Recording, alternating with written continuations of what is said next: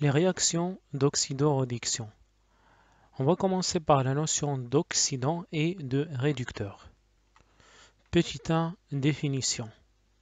Un oxydant est toute espèce chimique capable de gagner un électron ou plus. Donc, si vous considérez un oxydant, donc on note tout simplement par OX plus un certain nombre d'électrons, Ne, donc ce N peut être égal à 1 ou plus, ou 2, etc. Eh bien, une telle transformation chimique est appelée une réduction, car on obtient ce qu'on appelle un réducteur.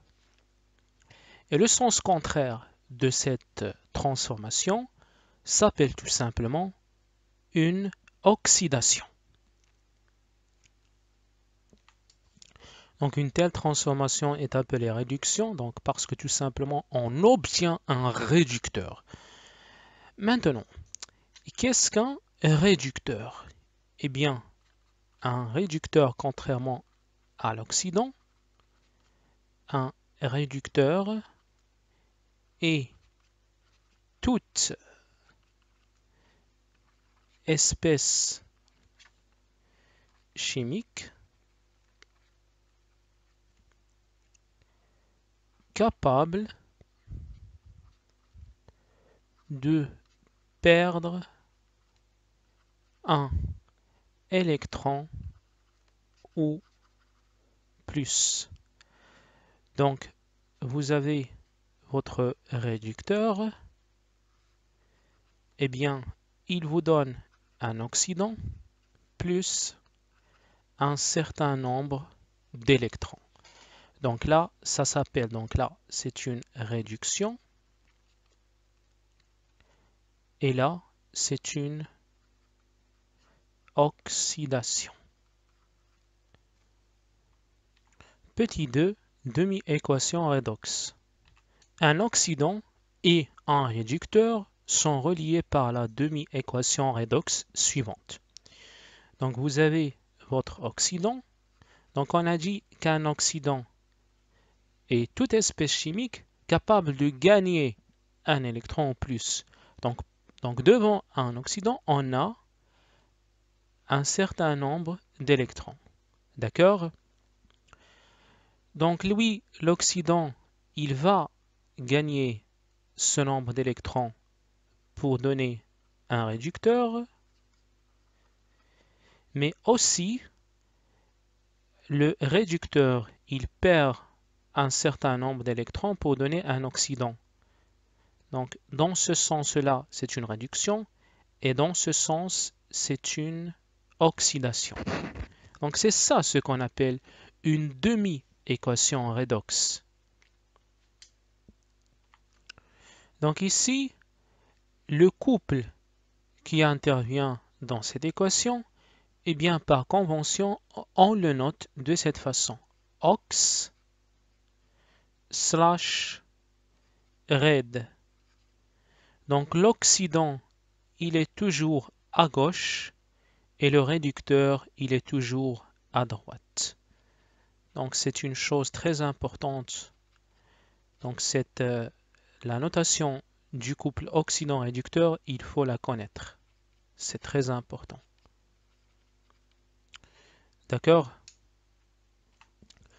Dans l'écriture d'une demi-équation, d'autres espèces chimiques peuvent intervenir telles que l'eau H2O liquide ou les ions hydrogène H plus aqueux.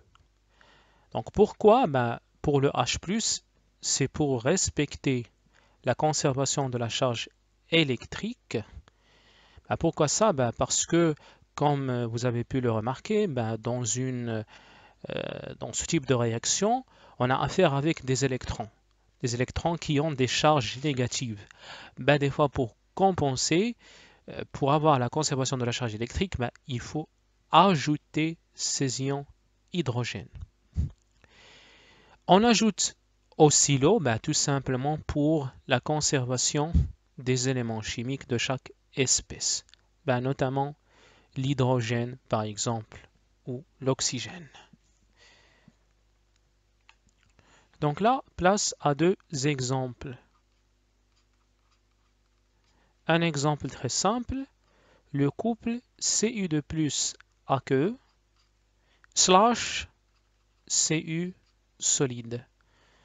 Donc c'est tout simplement le cuivre à l'état solide, et ça c'est l'ion, le Cu2 plus aqueux, c'est-à-dire qu'il existe à l'intérieur de l'eau, aqueux. Donc ici, il faut d'abord savoir la convention qu'on a déjà vue. Ça, c'est un couple OX-RED. Donc, OX/RED. Qu'est-ce qu'on a dit? On a dit qu'un oxydant est capable de gagner un électron ou plus. Donc, je vais écrire Cu2+, aqueux. Et devant ce Cu2+, puisqu'il va gagner des électrons, eh bien devant ce Cu2+, donc j'ai dit que ce Cu2+, il va gagner des électrons. D'accord? Bon, je vais écrire directement E-. Donc pour donner Cu solide. Donc là, puisque cette équation est possible dans les deux sens, j'ajoute une flèche comme ça. Donc soit je vais avoir soit une réduction, soit une oxydation. C'est une demi-équation. Donc là, j'ai ici 2 plus, c'est-à-dire ici, j'ai un ion positif et j'ai un seul électron. Donc, pour compenser, pour avoir la neutralité électrique, eh bien, il faut que je multiplie cet électron par 2. Donc, j'aurai ici deux charges négatives, moins 2e, entre parenthèses, et ici, deux charges positives plus 2e. Donc, si je fais la somme, ça donne 0. D'accord? Donc, c'est pour cette raison que, en effet, je multiplie par 2. C'est pour la neutralité électrique. Passons à un autre exemple. Donc, exemple 2, très intéressant, très important à savoir, le couple O2/H2O liquide. Donc ici, toujours, n'oubliez pas la convention OX/RED. Ici, l'oxydant c'est O2 et le réducteur c'est H2O liquide. Ça, c'est la première étape. Puisque O2 c'est l'oxydant, eh bien j'ajoute un certain nombre d'électrons. Maintenant, n'oubliez pas qu'on a déjà dit qu'afin d'assurer la neutralité électrique et la conservation des éléments chimiques de chaque espèce, eh bien, des fois, le H+ intervient. Ici, à gauche, vous voyez bien que j'ai pas de H. L'hydrogène n'est pas ici. C'est pour cette raison que je vais l'ajouter. Après, donc ici, comme vous pouvez le constater, j'ai ici H2O liquide, j'ai ici 2 oxygènes.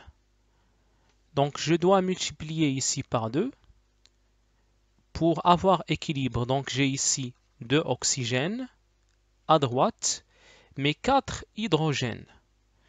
Donc puisque j'ai ici 4 hydrogènes et ici un seul hydrogène, je dois multiplier cet hydrogène par 4.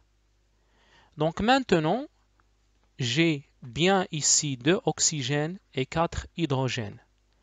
Par contre, ici, j'ai pas neutralité électrique. J'ai une seule charge négative et 4 charges positives. Donc, pour avoir neutralité électrique, je multiplie cet électron par 4.